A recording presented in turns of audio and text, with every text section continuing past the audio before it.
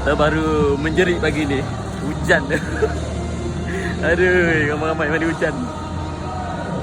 Kasut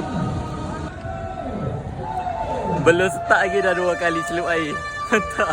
Masa 20 minit. Lewat. Betul ke event tak ada orang ni event ni? Kosong ni. Jom, let's go. KM1. Comel cuaca lagi ni. Zone 2. Letih follow dia. Zone 2. Harik 189. Mantap. Steady ni. Siapa dia? Mundi. Kau jaya apa tu kau? Ha? Kau jaya macam apa? Oh biar. Ya. Deko. Ni dalam KM11. KM11. Ada lagi 10. Tak.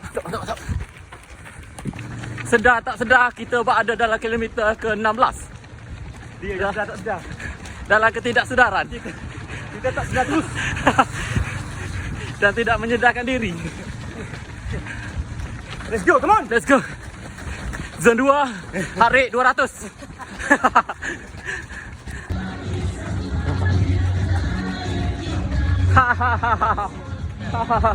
Alhamdulillah.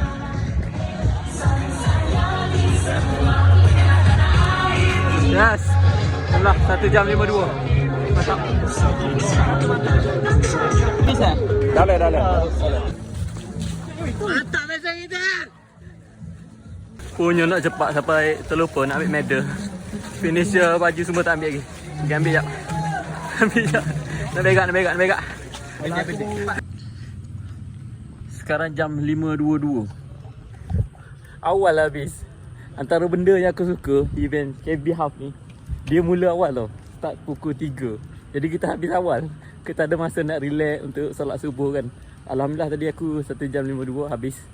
Syukur. Event dekat Kota Baru ni, free dia. Rasa macam lari dekat stadium. Dia punya jalan, rata.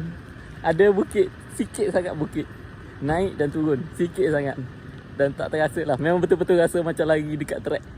Dan cuaca hari ni, syukur baru lepas hujan, oksigen banyak. Memang betul-betul fresh. Dan paling penting, kasut Bimai Jintan Turbo. Biman Jintai 3 Turbo. Memang mantap.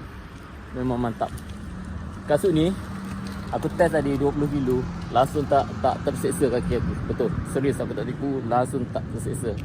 Dan kalau siapa-siapa yang baru nak mula rasa kasut pelik kan, macam tak confident nak pergi laju, kau boleh beli. Sebab dia boleh pergi pace low dan laju. Dia punya impact plate tu, pace 5 dah boleh rasa dah. Dia punya melantul dah boleh rasa, pace 5 dah boleh rasa. Okay, kasut ni mantap, event ni mantap. InsyaAllah tahun depan aku join lagi. Aku nak berak. Okay, insyaAllah kita jumpa lagi. Assalamualaikum, bye-bye.